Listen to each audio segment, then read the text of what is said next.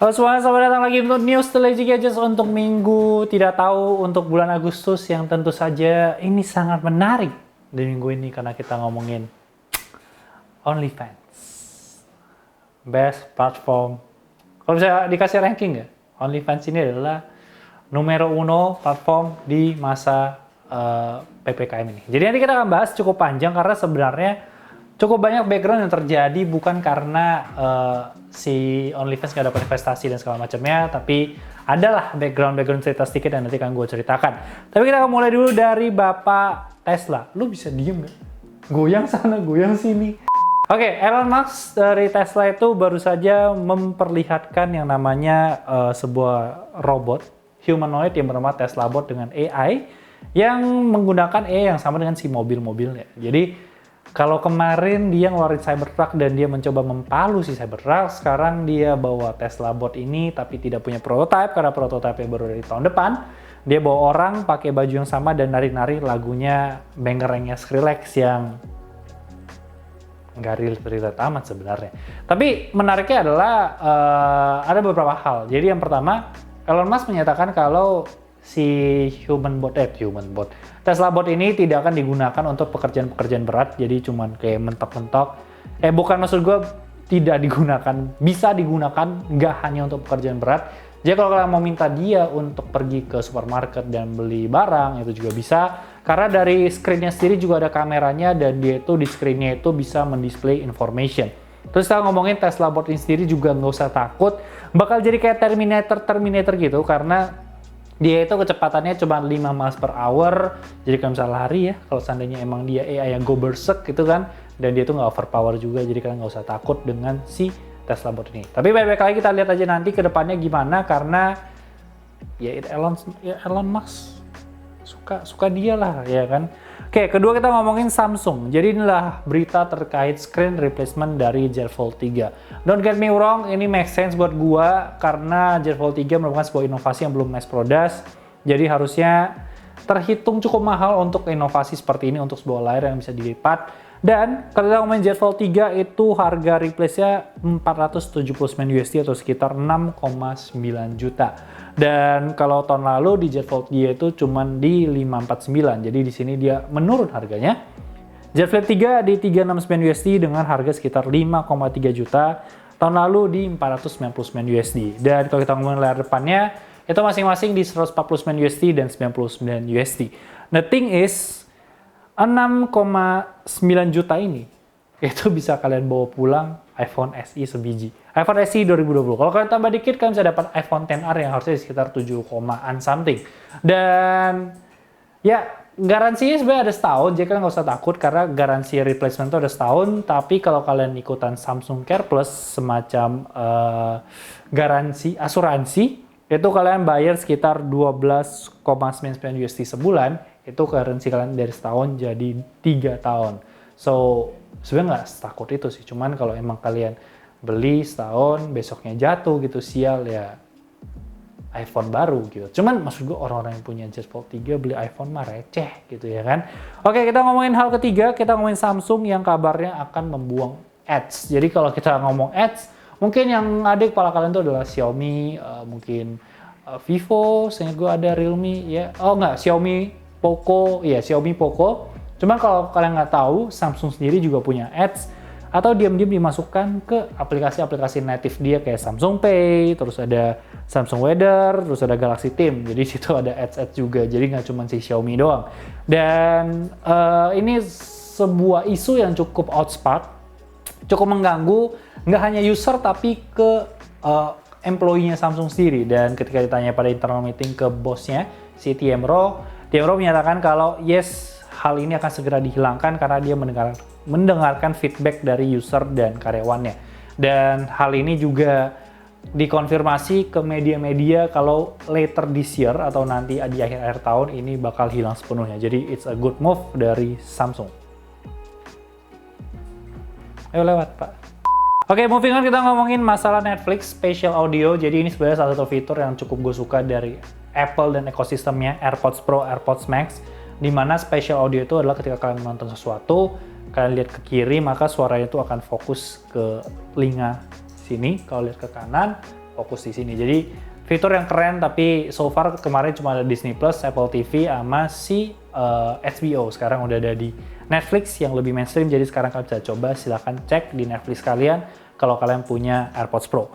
Dan Apple Watch 7 ini juga sebenarnya bukan sebuah berita yang baru, karena Apple Watch 7 sendiri juga udah dibocorkan oleh Jon Prosser beberapa bulan yang lalu, kalau nggak salah di bulan Mei, dan emang dari desainnya flat design seperti yang sudah terlihat gerakan Apple sendiri, emang semuanya itu bakal ke flat, bakal kotak-kotak. Kita bisa lihat dari MacBook-nya, kita bisa lihat dari iPad-nya. Ini ya tinggal tunggu waktu aja sampai semuanya itu bakal kotak-kotak.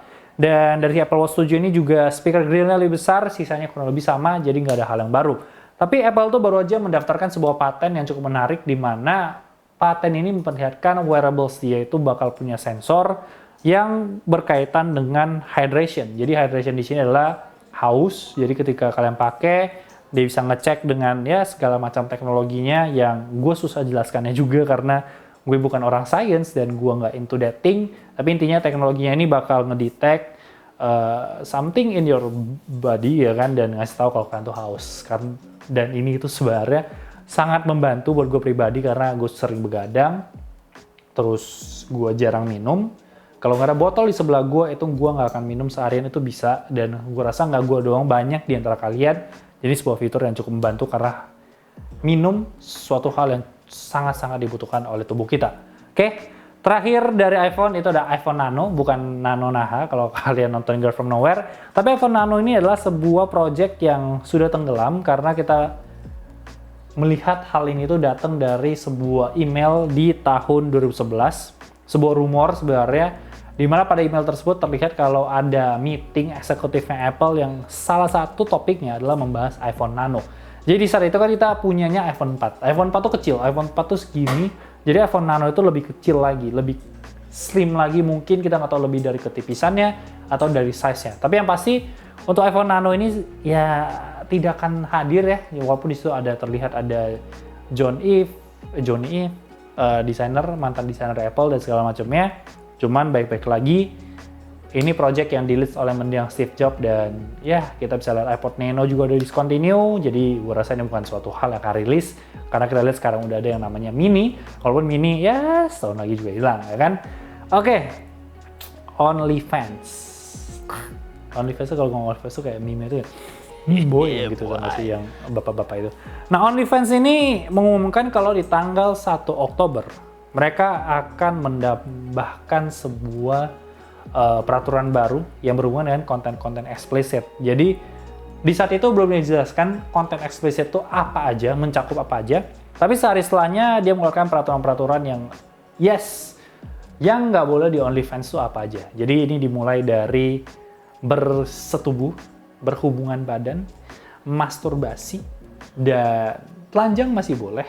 Menampilkan tubuh kalian masih boleh, tapi ada batasannya. Kalau udah ekstrim, hitungannya nggak boleh. Jadi hal yang sangat-sangat menarik, karena kita tahu OnlyFans ini salah satu platform yang cukup berkembang di pandemi ini, karena kita bisa bahas namanya sex worker, itu banyak mendapatkan penghasilan tambahan dari sana, since mereka nggak bisa ketemu klien, mereka nggak bisa keluar-keluar dan melakukan ya hal yang sebenarnya untuk menyambung hidup mereka. Cuman ada sedikit POV yang pengen gue kasih tahu di sini, karena dari berita-berita kan nangkepnya tuh OnlyFans ngelakuin ini tuh karena lebih ke arah takut nggak ada investment atau investasi ke perusahaan mereka, di mana mungkin terlihat sebagai sebuah perusahaan yang berkembang dengan pornografi. Jadi orang-orang nangkepnya mungkin ke arah sana dan lebih ke sustainability atau jangka panjangnya si perusahaan ini.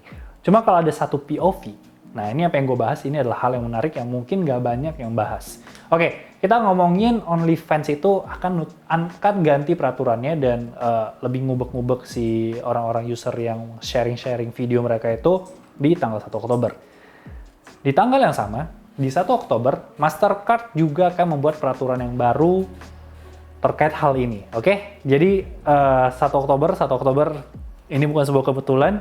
Jadi untuk semua payment yang menggunakan Mastercard, user, aktor, aktris, siapapun yang masuk ke adult video, itu semuanya harus diverifikasi.